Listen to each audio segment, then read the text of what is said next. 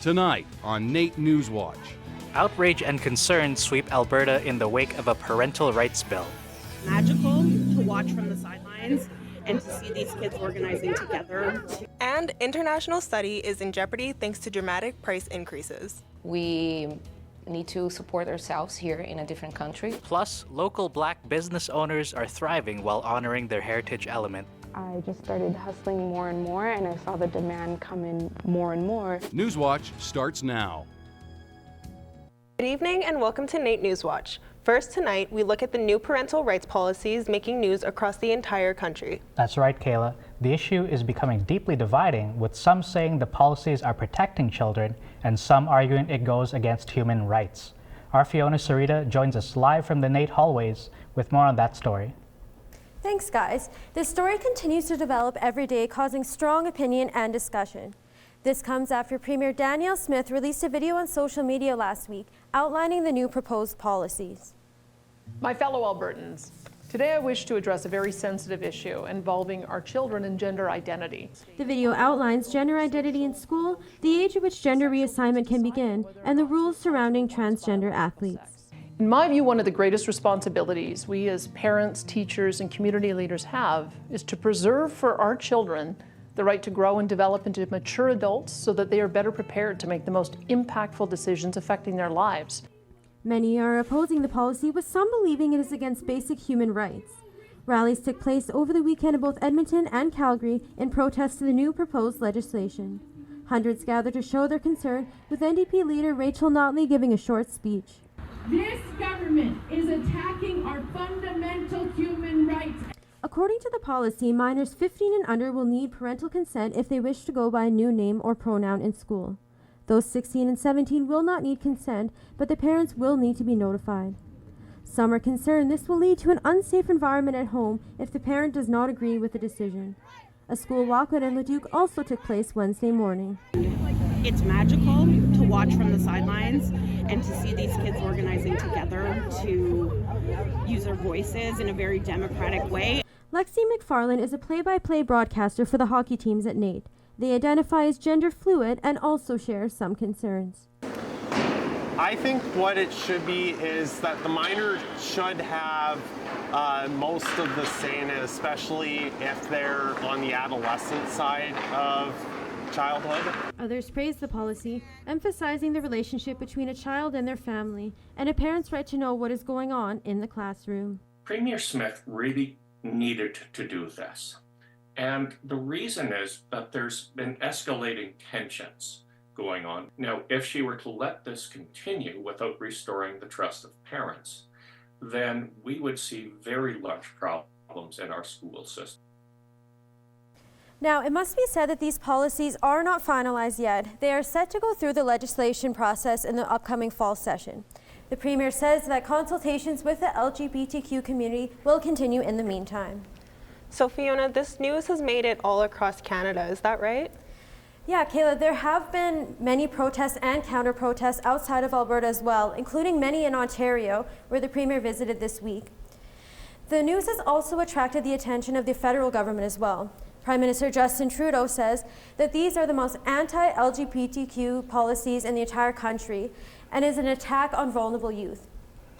Federal MP Randy Boissonnault calls the measures draconian and that he is, quote, rightly terrified with concern that this will lead to unsafe homes and homelessness for these kids.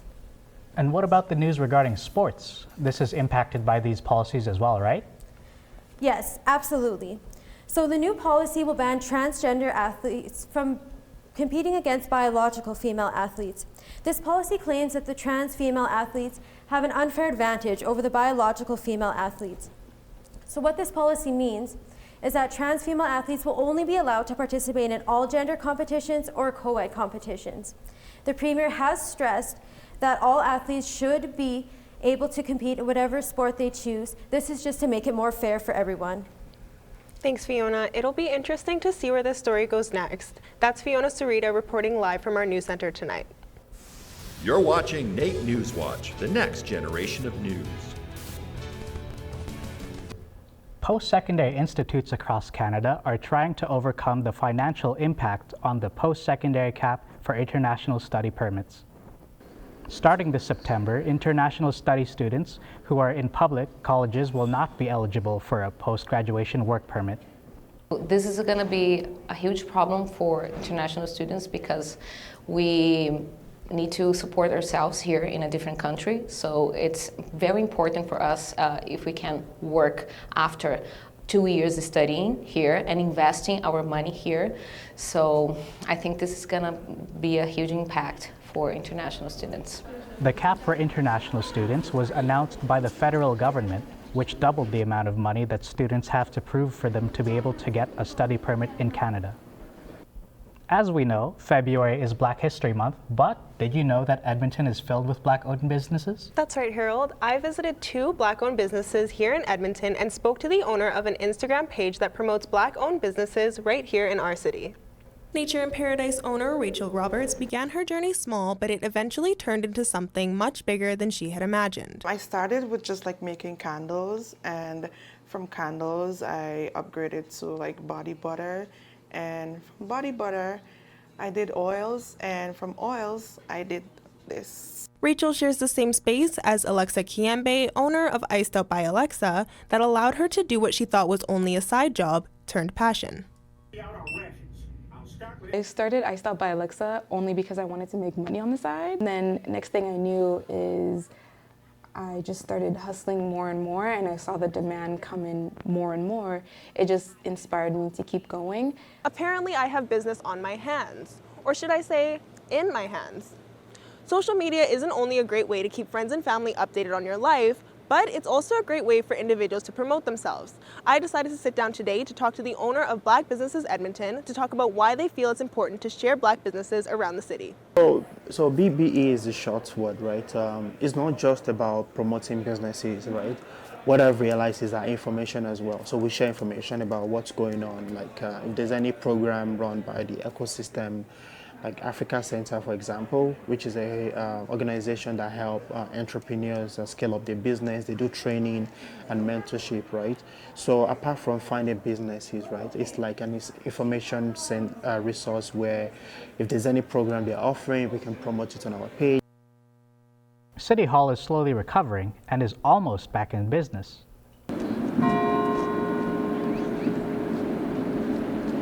After January, citizens trying to get into the City Hall will be greeted by not the receptionist up front, but rather this sign. The attack on City Hall last month left the buildings closed to the public due to extensive damages. But the workers are still coming, and they're even protected by increased security.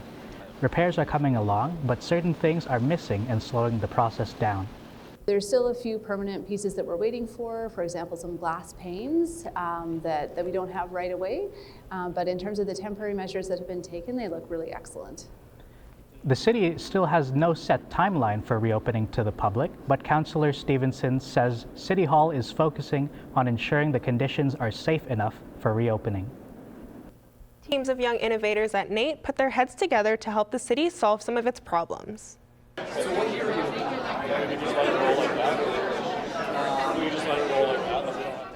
NAIT's Dow Theater was filled with the next generation of the city's brightest minds, all with one goal, to present solutions to some of the city's problems. This year, the Innovation Challenge broke their previous records of both the number of applicants, quality of presentation, and the event turnout. The submissions last year were like really good, so I was just hoping we would be able to even just get on an even level with them, because I didn't know what other people would be doing with their submissions, yeah. NAIT's innovation event is annual. The top 3 finalists are awarded cash prizes for their proposed solutions to the city's challenges. Coming up after the break, we want to know your thoughts on some changes to how many travel on public transit. And a chance for a few lucky cheer enthusiasts to prove themselves. Hi guys, it's Steven, your sports host for the week. Coming up in this very gym, Provincial Badminton Championships, plus Korean hockey and the ACAC. We have all that and more coming up in sports. It's hot, it's cold, then it's hot again. With all these curveballs Mother Nature's throwing at us, it's hard to know what the temperature is going to be like. Stay tuned for our weather segment to find out.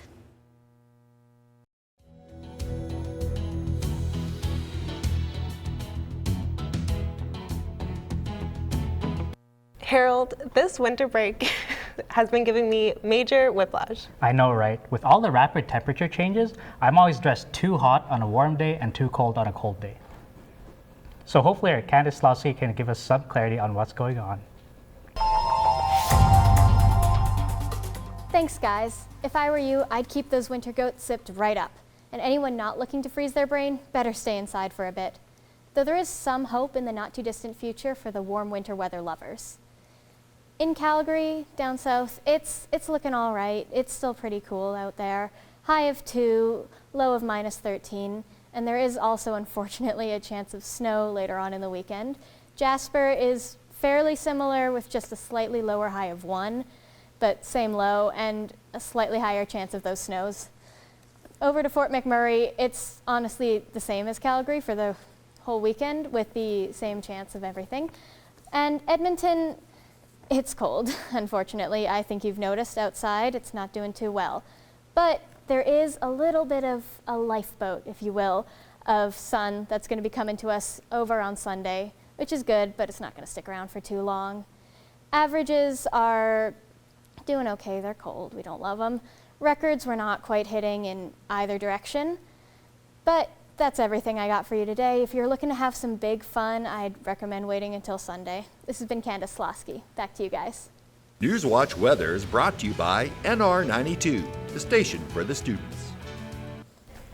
Harold, did you hear about the new LRT station that just opened? Of course I did. It's the reason I'm late all the time. So I'm assuming that you're not a fan. No, can't say I am. But I've heard some divided opinions on it, so we want to hear your thoughts. If anyone watching is a regular NAIT LRT user, we want to hear your thoughts. So hop on over to @NAITNugget on Instagram to answer the question of the week. Kayla, did you hear that a Korean university hockey team might be joining the ACAC? No, but I'm excited to hear more about that. But a big badminton event is happening right here on campus. Our Stephen Leong has more. Thanks, guys. A little birdie once told me that our NAIT Ooks is hosting the 2024 Badminton Provincials next weekend. With the competition at an all-time high, students had one last chance to scope out their opponents last weekend.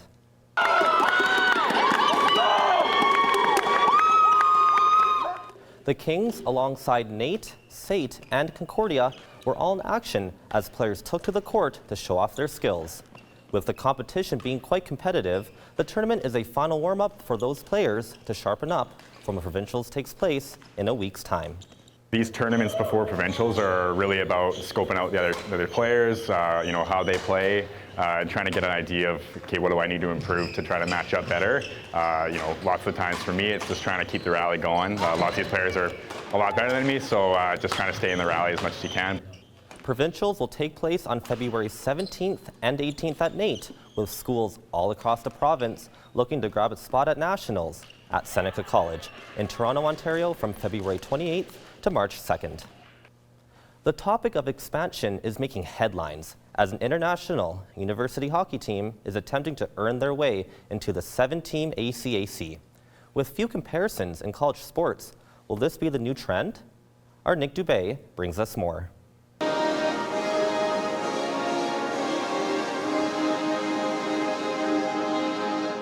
The Korea University Tigers are looking to make their mark on the ACAC during their 5-team tour. The team is receiving high praise from ACAC coaches.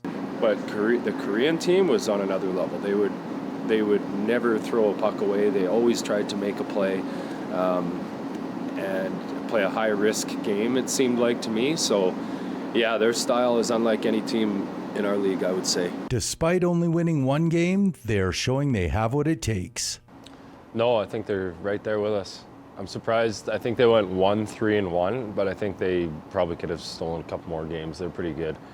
With the plan already set in place, the Tigers would be moving their entire delegation over from Korea from the months of October to March to fulfill the ACAC schedule. They would be playing all their home games in Calgary at the Seven Chiefs complex. Korea University will now wait to find out if they will become the first international school to join a Canadian post-secondary sports conference. I'm really proud of the approach that our conference has taken, where we've been very open-minded, said, it's a crazy idea, but why not? Why not? Why would we?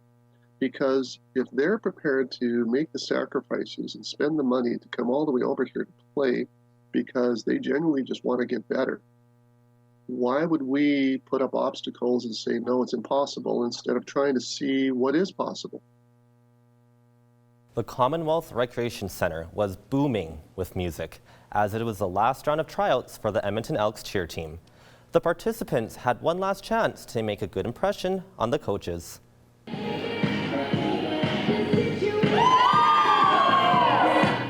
Monday night was a big one, as those trying out for the dance team and stunt team looked to mark their spot with the Elks cheer team. With returning members as well as rookies, there was no advantage for those on the team prior versus the newcomers. There's always fresh faces and stuff, but I don't know, it's a good opportunity for me to put some new stuff together and challenge myself. I just think it'll be a fun experience, also good for the community and to be with a bunch of great girls, right? The results of the dance team were posted Tuesday night and can be found on their website at www.gobalks.com/cheer tryouts. And speaking of the Elks, they have been busy this offseason with some key adds to the team. First off, they signed quarterback and former Toronto Argonaut McLeod Bethel Thompson, who led his team to winning the Grey Cup in 2022. Also, former Argo veteran kicker Boris Beatty signed with the Elks.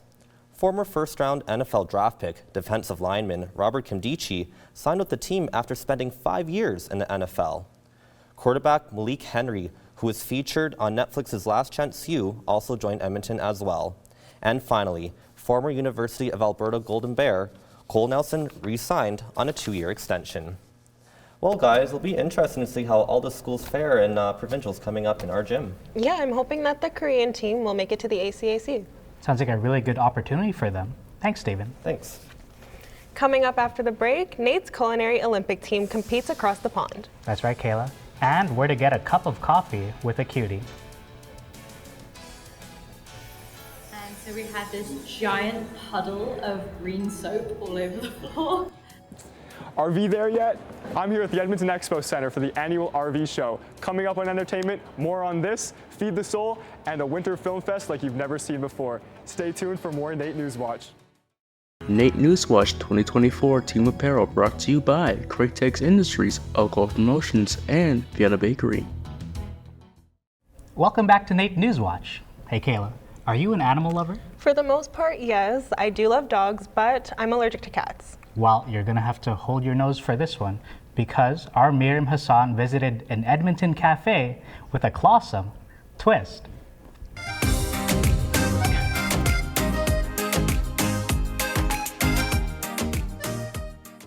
For the duration of the hour. Anything liquid is included, and you can have a new drink each and every time. Welcome to the Cat Cafe. Located on White Ave, the cafe is currently home to 9 friendly residents. This here is Buffy. She's been at the cafe for about a month and is looking for her forever home. During your hour-long visit, you can spend time with the cats, play board games, and enjoy unlimited drinks. The cafe is a temporary foster home for rescue cats from the Safe Team Shelter. If you are interested, you can meet and maybe even adopt one of the cats. Mom, please. And then the mom's like, oh, well, we'll have to think about it. And then a week later, we see them come in with cat carriers to adopt them. And it's really heartwarming to see. Since the cafe opened in 2017, over 500 cats have been adopted.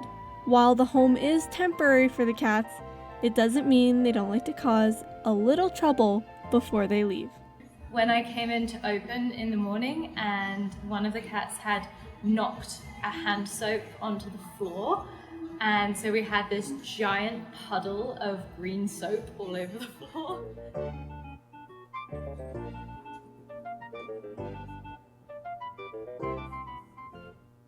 If you're looking for a quiet place where you get to hang out with some cats and play board games with friends, you gotta try this.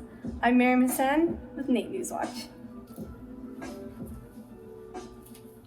I don't know about you, Kayla, but all this news is making me kind of hungry. Well, unfortunately for you, Harold, we have 2 food-related stories coming up, and our Tristan Shaw starts us off with some great news regarding our very own NAIT culinary team.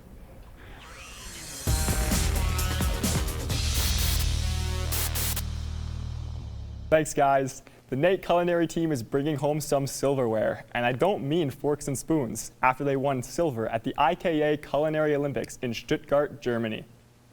After many months of training, Crystal Higgins and her all-female team are making NAIT proud after winning silver, which is a first ever for the school. The chefs created a 3-course meal for 120 guests and competed against 16 different countries in a race for the gold. The team was too busy celebrating their accomplishment to speak with us, but team captain Crystal said in her celebratory interview, "This win is huge for us as a team. Bringing home a silver medal is a dream come true. I'm so proud of these women and what we have accomplished." The team will be returning home tomorrow with honor and some medal around their necks. If the first story didn't fill you up, there are many ways to satisfy your cravings. Our Alex Jager took a look at a few of the diverse restaurants participating in Edmonton's Feed the Soul Dining Week. Best restaurant in Edmonton. African restaurant in Edmonton. Thank you, Rose. Passion and care, that's what shows the most in John's work, making sure that every meal brings his culture to the table. Everybody that come back here, they become like a family. They become like, they're not just customers, they are family. They are brothers, they are sisters, they are friends. That's how Liberian cuisine is. To help make his restaurant stand out, he is participating in Feed the Soul Dining Week, an event meant to show Black-owned businesses to the public and bring attention to them during Black History Month. But he isn't the only one participating.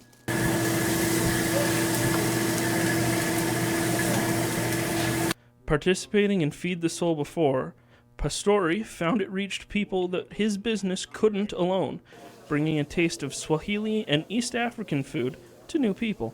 Make it as a home for them. They bring their wives, their kids, just to see those kids, come here, eat our food, have a smile on their faces. Like that gives me a lot of joy. Well, I'm stuffed. But Feed the Soul doesn't end until the 11th. With 13 different restaurants participating, there's enough food to not only feed your stomach, but your soul as well. I'm Alex Jager, NAIT NewsWatch. A winter festival with a unique way of viewing films is back for their 7th year in a row. The International Festival of Winter Cinema is back with a stacked roster of films.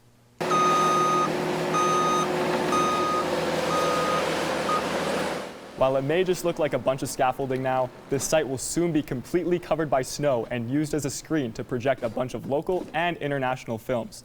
The 7th annual Festival of Winter Cinema may be taking place in a new location this year, but they're still bringing the same magic and fun as before, with tons of films and activities to enjoy.